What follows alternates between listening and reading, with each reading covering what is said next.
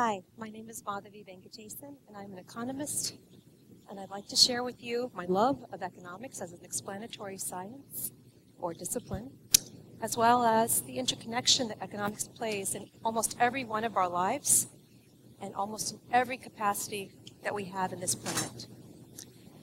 My discussion with you today is specific to how we can influence economic outcomes. And what I mean by economic outcomes here is specific to resource allocation decisions and ultimately the sustainability of the planet.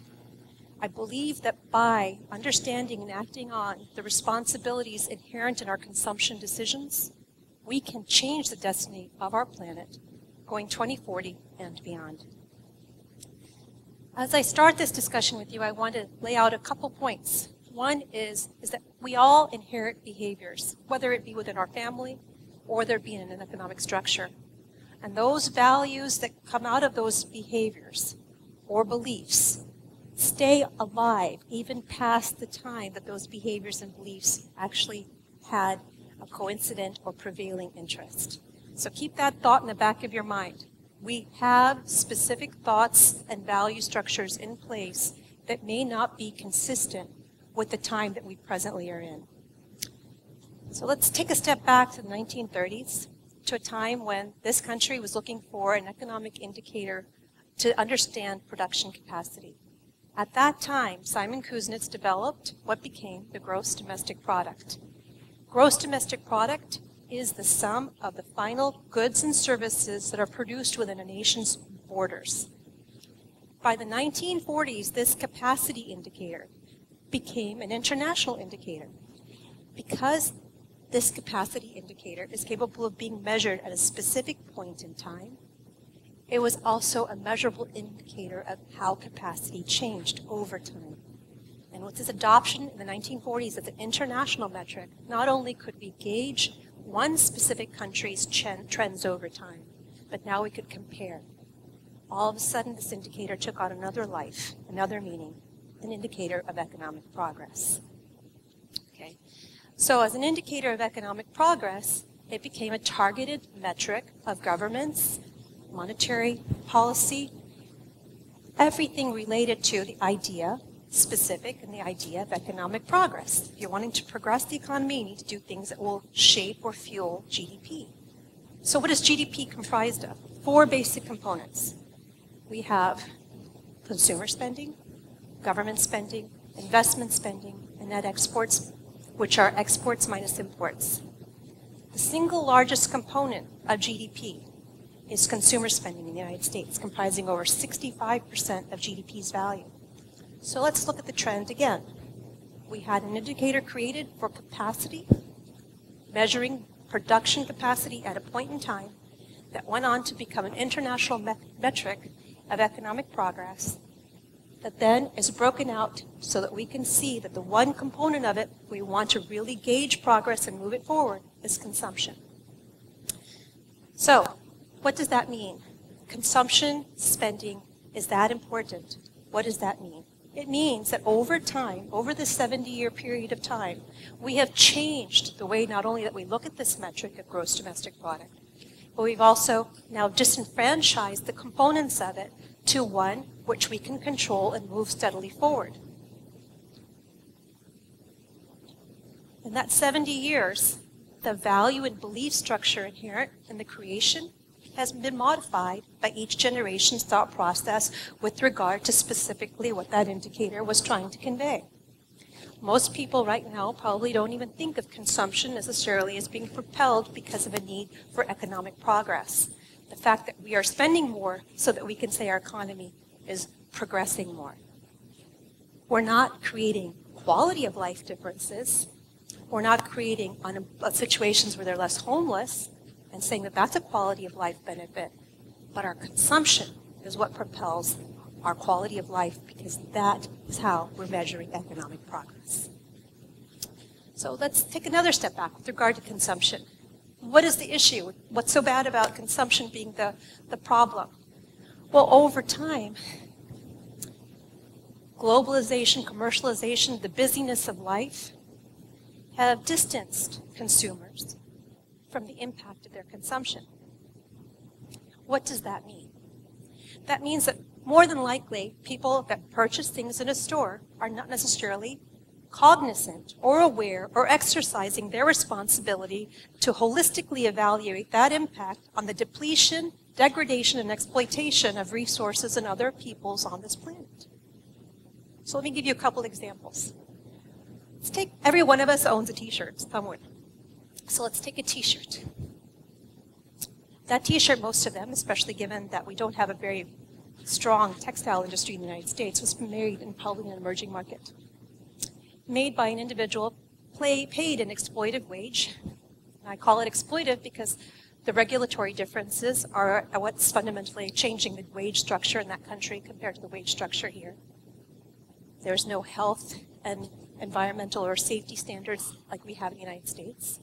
Additionally, there's a carbon footprint component when that particular t-shirt is then sent back to the United States to be sold in a nice little boutique where you're distanced from the negative aspects of its production. On top of that, the one component that we rarely even talk about is the waste component. How is that t-shirt? Where is the life of that t-shirt after you no longer need it? How is it disposed of? Because more than likely it has synthetic fibers, so it's not going to naturally biodegrade. Those three components are environmental and social costs, which are not showing up in the price of the garment that you're purchasing. So the market price that consumers are thinking are conveying the right to buy and their right to have are not necessarily taking upon the holistic cost of the production process. Producers look to minimize cost and maximize return. We have been taught that we're insatiable in our consumption. Those are counter purposes. We keep wanting more, they keep producing more by finding some other place to lay out the cost. So let's take another example that's very similar. The air we breathe. No one could say that you pay for the air every day, but also none of us can live without it. It's costless, and yet we need it to survive.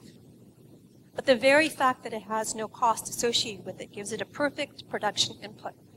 It's a great place to emit pollution, costlessly, to engage in that price, in the market price, that we can buy a good at a less cost to us than what it would be if that pollution was not emitted.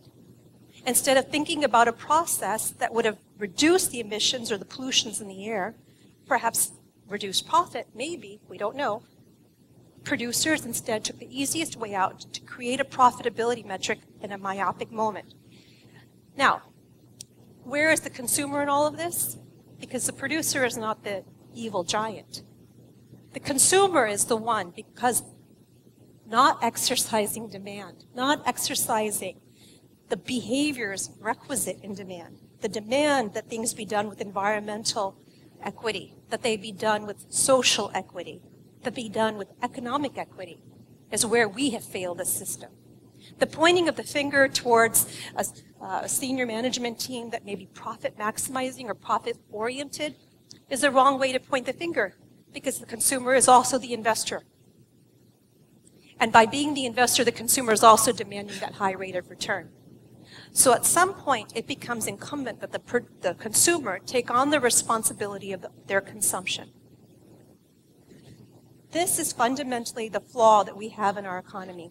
The justification that when we go into a store, we have paid for the purchase price for a product, and that product's price gives us or imparts us the ability to consume it without taking on the responsibility of the cost that we have shouldered off to other places in this earth and the environment in this earth.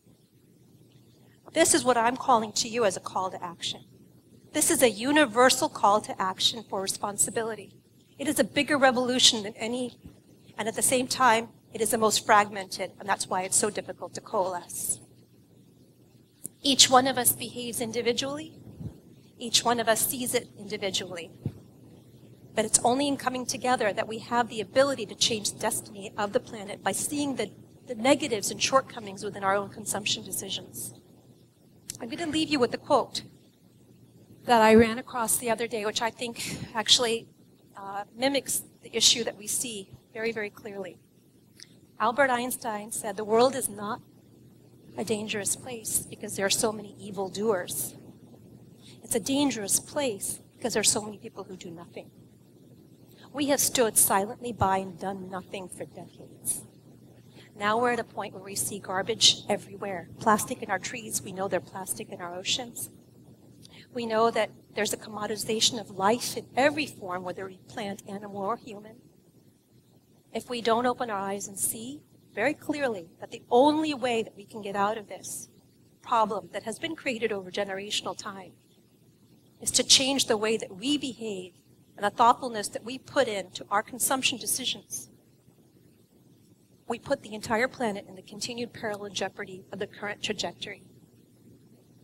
I call on you today to think about how you make your consumption decisions, to make the choices that are not the easiest and the ones that satisfy your current focus or need, but to put the need of the bigger planetary structure in your consumption choices. I call on you to join a revolution of responsibility. Thank you.